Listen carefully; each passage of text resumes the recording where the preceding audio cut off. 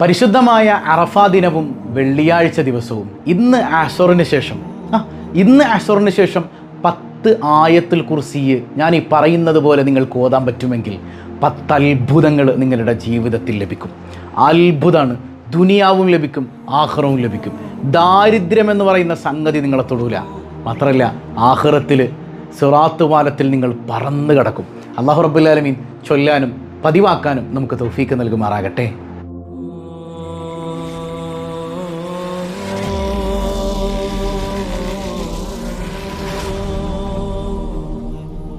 അസ്സലാമു അലൈക്കും വറഹ്മത്തുള്ളാഹി വബറകാതുഹു. പ്രിയ സഹോദരങ്ങളെ, പരിശുദ്ധമായ അറഫ ദിനത്തിൻ്റെ പരിപൂർണമായ മഹത്വം ലഭിക്കുന്നവരിൽ അള്ളാഹു നമ്മെ ഉൾപ്പെടുത്തട്ടെ. ലോകത്തെ ഏറ്റവും ശ്രേഷ്ഠമായ ദിനം അത് അറഫയുടേതാണെന്ന് മുത്തുനബി സല്ലല്ലാഹു അലൈഹി വസല്ലം തങ്ങൾ പഠിപ്പിക്കുന്നുണ്ട്. ഈ അറഫ ദിനത്തിൽ ചൊല്ലേണ്ട അദിക്കാറുകൾ, തഹ്മീദുകൾ, തക്ബീറുകൾ, ഖിറാഅത്തുകൾ എല്ലാം നമ്മൾ വ്യത്യസ്തമായ രീതിയിലൊക്കെ ചൊല്ലിയിട്ടുണ്ട്. ജീവിതത്തിൽ അതൊക്കെ ധന്യമാക്കാൻ, അതിൻ്റെ ഫലം ആസ്വദിക്കാൻ അള്ളാഹു തൗഫീക്ക് നൽകട്ടെ. ആയത്തുൽ കുർസി അത്ഭുതമാണ് അല്ലേ? സയ്യിദു ആയിൽ ഖുർആൻ, പരിശുദ്ധ ഖുർആനിലെ മുഴുവൻ ആയത്തുകളുടെയും രാജാവാണ് ആയത്തുൽ കുർസി. ആയത്തുകളുടെ എല്ലാം രാജാവ് എന്ന് പറയുമ്പോൾ തന്നെ ആയത്തുൽ കുർസിയുടെ ഒരു പവർ എന്താണെന്ന് ചിന്തിച്ച് നോക്കിയേ. സുബ്ഹാനക യാ റബ്ബ്. ഈ ആയത്തുൽ കുർസി അസുർ നിസ്കാരം കഴിഞ്ഞിട്ട് ഇന്ന് നിങ്ങൾക്ക് ചൊല്ലാൻ പറ്റിയാൽ 10 തവണ ജീവിതത്തിൽ അത്ഭുതങ്ങൾ നടക്കും. ദുന്യവിയും ഉഖ്റവിയുമായതെല്ലാം പടച്ചോൻ നിങ്ങൾക്ക് തരും. അള്ളാഹുവിൻ്റെ സ്വാലിഹീങ്ങളായ ഇമ്മത്തുകൾ പഠിപ്പിക്കുന്നുണ്ട് ഈ ആയത്തുൽ കുർസി എങ്ങനെയാണ് ഓതേണ്ടത്. അസുർ നിസ്കാരം കഴിഞ്ഞിട്ട് ആ ഇരുന്ന ഇരുത്തം മുത്തവജ്ജിഹൻ ഇലൽ ഖിബ്ല, ഖിബ്ലയിലേക്ക് തിരിഞ്ഞിരുന്നുകൊണ്ട്, അതായത് അസുർ നിസ്കാരം കഴിഞ്ഞു, ചൊല്ലേണ്ട ദിക്റുകളൊക്കെ ചൊല്ലി ദുആ ഒക്കെ കഴിഞ്ഞിട്ട് ആ ഇരിക്കുന്ന ഇരുത്തം ഖിബ്ലയിലേക്ക് തിരിഞ്ഞുകൊണ്ട് 10 ആയത്തുൽ കുർസി. ആശയൊക്കെ നമുക്ക് ബോധ്യമുണ്ടല്ലോ. അല്ലാഹു ലാ ഇലാഹ ഇല്ലാ ഹുവൽ ഹയ്യുൽ ഖയ്യൂം, അള്ളാനെ തിരിച്ചറിഞ്ഞുകൊണ്ട് ഒരു 10 ആയത്തുൽ കുർസി ഖൽബിൽ തട്ടിയിട്ട് നിങ്ങൾ ഓതിയാൽ ദുനിയാവൊക്കെ മാറ്റിവെക്ക് തൽക്കാലം. ഓതുന്ന സമയത്ത് ഖൽബിൽ റബ്ബുൽ ആലമീൻ മാത്രമല്ലേ, ബാക്കിയൊക്കെ അള്ളാഹ് തരൂന്നേ. അങ്ങനെ ഓതിക്കഴിഞ്ഞാൽ 10 മഹത്വങ്ങളാണ് നിങ്ങൾക്ക് ലഭിക്കുക. പ്രത്യേകിച്ച് ഇന്ന് മുതലങ്ങ് തുടങ്ങിക്കോ. ഇന്ന് തുടങ്ങാൻ പറ്റിയ സമയമാണ്. എല്ലാ ദിവസവും ഇത് ഓതാട്ടോ. ഇന്ന് അറഫയുടെ ദിനമാകുമ്പോൾ ഇന്നൊന്നും അങ്ങനെ ഓതിയാൽ ഇരട്ടി മധുരമാണ്, ഇരട്ടി മധുരം. അള്ളാഹു ആസ്വദിക്കാൻ തൗഫീക്ക് നൽകട്ടെ. നമ്മൾ അങ്ങനെ ഓതിക്കഴിഞ്ഞാൽ ഒന്നാമത് കിട്ടുന്നത് ഇമാമികൾ പഠിപ്പിക്കുന്നുണ്ട്, തൗബത്തൻ ഖബലൽ മമാത്ത്, മരിക്കണതിന് മുമ്പ് തൗബ ചൊല്ലാണ്ട് മരിക്കൂല. തൗബ ചൊല്ലിയിട്ടേ മരിക്കുള്ളൂ. സുബ്ഹാനക യാ റബ്ബ്. ഒരു മനുഷ്യന് തൗബ ചൊല്ലി മരിക്കാൻ ഭാഗ്യം കിട്ടിയാൽ അവനെപ്പോലെ മഹാഭാഗ്യവാൻ പിന്നെ ആരാണ് അല്ലേ? എന്തോരം പാപങ്ങൾ നമ്മൾ ചെയ്യുന്നുണ്ട്, പക്ഷേ മരണം പെട്ടെന്നായിരിക്കും. നമുക്ക് തൗബ ചൊല്ലാം എന്ന് പറഞ്ഞിങ്ങനെ ഇരുന്നിരുന്ന് അവസാനം മരണം വരുമ്പോഴായിരിക്കും നമ്മളത് ചിന്തിക്കണം. പക്ഷെ അപ്പോൾ പറ്റേയില്ല അല്ലേ? തൊണ്ടക്കുഴിയിൽ റൂഹെത്തിയാൽ പിന്നെ തൗബയുണ്ടോ? തൗബയില്ല. അവിടെ നിന്ന് പിന്നെ ഇസ്തിഗ്ഫാറൊന്നും സ്വീകരിക്കൂല. അപ്പോൾ ആയത്തുൽ കുർസി ഇങ്ങനെ പതിവായി അസറിന് ശേഷം 10 പതിവാക്കുന്ന മനുഷ്യന് ഇന്നങ്ങ് തുടങ്ങിക്കോന്നേ. തുടങ്ങാൻ പറ്റിയ ദിവസമല്ലേ? അവർക്ക് കിട്ടുന്നത് തൗബയാണ്. മരിക്കുന്നതിന് മുമ്പ് അവൻ തൗബ ചെയ്തിട്ടേ മരിക്കൂ. രണ്ടാമത്തേത് ബറക്കത്തുൻ ഫി റിസ്ഖി, അവൻ്റെ ജീവിതത്തിൽ അള്ളാഹ് ബറക്കത്ത് കൊടുക്കും. കോടീശ്വരനാക്കും എന്നൊന്നുമല്ല, ഇനി അങ്ങനെ ആയിക്കൂടായികയൊന്നുമില്ല. അള്ളാഹ് ഉദ്ദേശിച്ചാൽ കോടീശ്വരനാകണമെങ്കിൽ അങ്ങനെ ആകും. നമ്മുടെ ജീവിതത്തിൽ എന്ത് വേണം? നമുക്ക് സമാധാനത്തോടെ അല്ലേ, നമുക്ക് പട്ടിണിയില്ലാതെ കിടക്കാൻ പറ്റേണ്ടത് അള്ളാഹ് തരും. നമ്മുടെ ജോലി കൊണ്ട് അള്ളാഹ് തരും.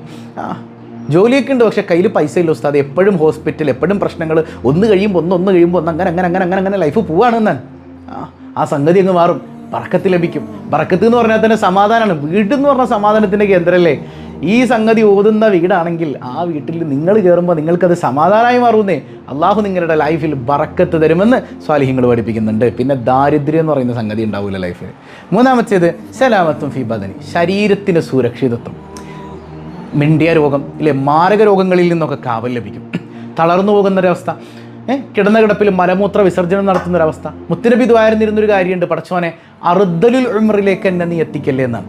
എന്താണ് ഈ അർദലുൽ ഉംറ്? അതായത് നമുക്ക് സ്വന്തം കാര്യങ്ങൾ ചെയ്യാൻ പറ്റാതെ കിടന്നു പോകുന്നൊരവസ്ഥ ഉണ്ടല്ലോ, അങ്ങനെയുള്ള അവസ്ഥയിലേക്ക് നീ എന്നെ എത്തിക്കല്ലേ അല്ലാന്ന് ലോകത്തിൻ്റെ നേതാവ് സ്വല്ലല്ലാഹു അലൈഹി വസല്ലം തങ്ങൾ പോലും ദ്വാരുന്നിരുന്നു എന്നാണ്. അപ്പോൾ നമ്മളെത്ര ദ്വാരക്കണം അല്ലേ? അപ്പോൾ അങ്ങനെ ഒരു അവസ്ഥയിൽ നിന്ന് അള്ളാഹു കാവൽ ചെല്ലുന്നതാണ്. നാലാമത്തേത് വമഹബ്ബത്തുൻ ഫി ഖുലൂബിൽ മുഅ്മിനീൻ. ഇതിലപ്പുറം എന്ത് ഭാഗ്യമാണ് വേണ്ടത്? മുഅ്മിനീങ്ങളുടെ നേതാവാരാണ്? മുത്തുനബിയാണ് സല്ലല്ലാഹു അലൈഹി വസല്ലം. പിന്നെ സ്വഹാബത്ത്, താബിഈങ്ങൾ, ഔലിയാക്കൾ, സ്വാലിഹീങ്ങൾ, ഇവരുടെയൊക്കെ ഖൽബിൽ നമ്മളോടൊരു സ്നേഹം. ഇതിങ്ങനെ പതിവായി ഓതുന്നൊരു മനുഷ്യൻ അള്ളാൻ്റെ ഔലിയാക്കളുടെ മുമ്പിൽ പോയി നിന്നാൽ അവർക്ക് നമ്മളോട് പ്രത്യേകമായൊരു വാത്സല്യം. ഞാനൊക്കെ ഇത് അനുഭവിച്ചറിഞ്ഞ ഒരാളാട്ടോ. അത് കബറിൽ കിടക്കുന്ന മഹാനാണെങ്കിൽ നമ്മളൊരു പ്രത്യേക പരിഗണന, നമ്മൾ പറയുന്ന കാര്യങ്ങൾ ഏറ്റെടുക്കാൻ അവർ ചെയ്യാറാവുന്ന എത്രത്തോളം നമ്മളോട് വല്ലാത്തൊരു ഇഷ്ടം അവരുടെ കൽബിലുണ്ടാവും. സിമ്പിളല്ലേ? ഡെയിലി ഇതൊന്ന് പതിവാക്കിക്കോ. അള്ളാഹു തൗഫീക്ക് നൽകട്ടെ. അഞ്ചാമത്തേത് യഖീൻ ബിലാ ശക്ക്, ഒരു സംശയമില്ലാത്തവണ്ണം അള്ളാഹിനെക്കുറിച്ച് കൽബിൽ ഉറപ്പ് കിട്ടും. കാരണം ഇതിൻ്റെ ആശയമൊക്കെ ബോധ്യപ്പെട്ടുകൊണ്ട് ഓതണം കേട്ടോ. കേവലം അർത്ഥത്തിനപ്പുറം അള്ളാഹിനെ തിരിച്ചറിഞ്ഞു ഓതണം അല്ലേ. ഖൽബിൽ അള്ളാഹിനെക്കുറിച്ച് ഒരു സംശയമില്ലാത്തവണ്ണം പക്കയാകും. യുക്തിവാദത്തിലേക്കും മതനിരാസത്തിലേക്കും പുത്തംവാദങ്ങളിലേക്കും ഒന്നും നമ്മുടെ കൽബ് പോരാ. കറക്റ്റ് ഓതാൻ അള്ളാഹു തൗഫീഖ് ചെയ്യട്ടെ. ആറാമത്തേത് ഖുറൂജുർ റൂഹ് മഅ ഷഹാദ. ഷഹാദത്ത് കലിമ ചൊല്ലി റൂഹ് അങ്ങ് സ്മൂത്തായിട്ട് ഇറങ്ങിപ്പോകും. നല്ല മനുഷ്യൻ്റെ റൂഹ് എങ്ങനെ പോകുന്നത് നമ്മൾ പഠിച്ചിട്ടുണ്ട്. ഒരു തോൽപാത്രത്തിൽ നിന്ന് വെള്ളം താഴേക്ക് വീഴണ പോലെ അത്ര സ്മൂത്താണ്. എന്നാൽ തെമ്മാടിയായ മനുഷ്യൻ്റെയോ ഈ മുള്ളുവേലിയിൽ കൊളുത്തിയിട്ട് വലിക്കുന്ന തുണിക്കഷ്ണം പോലെ ഇങ്ങനെ വലിച്ച് പറിച്ചെടുത്തുകൊണ്ട് പോകുന്നുണ്ട്. അള്ളാഹു കാത്തുരക്ഷിക്കട്ടെ. അപ്പം നല്ല ആത്മാവായി സുബ്ഹാനല്ലാഹ് ഷഹാദത്ത് കലിമയൊക്കെ ചൊല്ലിയിട്ട് സുഖമായിട്ടങ്ങ് പോകും ഇങ്ങനെ ചൊല്ലുന്ന മനുഷ്യൻ്റെ. എട്ടാമത്തേത് യുഅ്തില്ലാഹു കിതാബഹു ബിയമീനിഹി. അവൻ്റെ വലങ്കയിൽ കിതാബ് കിട്ടും. എന്താ നാളത്തെ അവസ്ഥ? ഖാലൂ യാ വൈലനാ മൻ ബഅസനാ മിൻ മർഖദിനാ ഹാദാ മാ വഅദർ റഹ്മാൻ വസദഖൽ മുർസലൂൻ. ഞങ്ങളുടെ നാശമേ, ആരാണ് ഞങ്ങൾ എഴുന്നേൽപ്പിച്ചത്? എന്താണ് ഇവിടുത്തെ അവസ്ഥ? എന്തൊക്കെയാണ് ഈ കാണുന്നത്? ടെൻഷൻ അടിച്ച് നിൽക്കുമ്പോൾ ഇടത് കയ്യിൽ കിതാബാണെങ്കിൽ നമ്മുടെ അവസ്ഥ വല്ലാത്ത പരിതാപകരമാണ്. അള്ളാഹു കാത്തുരക്ഷിക്കട്ടെ. വലത് കയ്യിലേക്ക് കിതാബ് തരാൻ റബ്ബുൽ ആലമീൻ്റെ ഓർഡർ വരും ഇങ്ങനെ ആയത്തിൽ കുറിച്ച് പതിവാക്കുന്നവർക്ക്. ഒമ്പതാമത്തേത് യമുറു അല സിറാത്തി ത്വായിറൻ. മുടിനാരേഴായി കീറിയിട്ട്. കേട്ടില്ലേ പാട്ടൊക്കെ? ചെറുപ്പത്തിലേക്ക് കേട്ടിട്ടുണ്ട് അല്ലേ? ഈ പാട്ടിൽ പറഞ്ഞതുപോലെ ആ മുടിനാരേഴായി കീറിയ വാളിനേക്കാൾ മൂർച്ചയുള്ള ഒരു പാലം നരകത്തിൻ്റെ മുകളിലായി. ആ പാലത്തിന് മുകളിലൂടെ പറവയായി പറന്നു പോകുന്നതിന് സുബ്ഹാനക. ഇത് ഇങ്ങനെ പതിവാക്കുന്നവർക്ക്. അതുപോലെ പത്താമത്തേത് യദ്ഖുലുൽ ജന്ന ബിഗൈരി ഹിസാബ്. ഒരു ഹിസാബില്ലാതെ ഹിസാബില്ലാതെ സ്വർഗത്തിൽ കടന്നു പോകും. സുബ്ഹാനക യാ റബ്ബ്. ഈ മഹ്ശറിലെ അവസ്ഥയൊക്കെ നമ്മൾ പറയുന്നില്ലേ, ഒരു ദിവസത്തിന് 50,000 വർഷത്തിൻ്റെ ദൈർഘ്യമുണ്ട് എന്നാണ്. 50,000 കൊല്ലത്തിൻ്റെ ദൈർഘ്യം. യാ അല്ലാഹ്, 50,000 കൊല്ലത്തിൻ്റെ ദൈർഘ്യമുണ്ട് മഹ്ശറിൽ. അവിടെ നിൽക്കുമ്പോൾ നമ്മളുടെ വായയ്ക്ക് സീൽ വെക്കപ്പെടും. അൽയൗമ നഖ്തിമു അലാ അഫ്വാഹിഹിം വതുകല്ലിമുനാ ഐദീഹിം വതശ്ഹദു അർജുലുഹും ബിമാ കാനൂ യക്സിബൂൻ. വായയ്ക്ക് സീൽ വെക്കപ്പെടും, കൈകൾ സംസാരിക്കും, കാല് സാക്ഷി പറയും. ഒരു കള്ളത്തരവും പറയാൻ പറ്റൂല റബ്ബുൽ ആലമീൻ്റെ മുമ്പിൽ. അങ്ങനെ ഒരു നിമിഷത്തിൽ നമുക്ക് വിചാരണ പോലും ഇല്ലാതെ, വിചാരണ ഉണ്ടാവില്ല എന്നേ. ആയത്തുൽ കുർസി ആസുർ നിസ്കാരത്തിന് ശേഷം 10 പതിവാക്കുന്നവർക്ക് ഇന്ന് അറഫയാണ്. ഇന്നത്തെ ദിവസം അസുർ കഴിയുമ്പോൾ നിസ്കാരമൊക്കെ കഴിഞ്ഞിട്ട് ആ ഇരുത്തത്തിലിരുന്ന് ആയത്തുൽ കുർസി അങ്ങ് പാരായണം ചെയ്യണം. പല സഹോദരിമാർക്കും സങ്കടമുണ്ട്. നിങ്ങൾ സങ്കടപ്പെടണ്ട. നിങ്ങൾക്കുള്ള ദുആയാണ് മുത്തനബി പഠിപ്പിച്ചെന്നത്. ലാ ഇലാഹ ഇല്ലല്ലാഹു വഹ്ദ ലാ ശരീക ലഹു ലഹുൽ മുൽക്കു വലഹുൽ ഹംദു യുഹ്യി വയുമീതു വഅലാ കുല്ലി ഷൈഇൻ ഖദീർ. ഇല്ല, നമ്മൾ പഠിച്ചു. അപ്പോൾ ആയത്തുൽ കുർസി ഓതാനുള്ളൊരു കൊതി ഉണ്ടായാൽ മതി. ആഗ്രഹം, അതിയായൊരു ആഗ്രഹം. പഠിച്ചവൻ എനിക്ക് കിട്ടിയില്ലല്ലോ റബ്ബേ, എനിക്ക് പറ്റിയില്ലല്ലോ അല്ലാ, ഇൻഷാ അല്ലാ ഈ മെൻസ്ട്രൽ പീരീഡ് കഴിഞ്ഞ ഉടൻ തന്നെ ഞാനത് സ്റ്റാർട്ട് ചെയ്യും എന്നൊക്കെ നിയത്ത് ചെയ്തു. അള്ളാഹു ചൊല്ലിയതിൻ്റെ കൂലി വരും. അവൻ കരുണാവാരിധിയല്ലേ.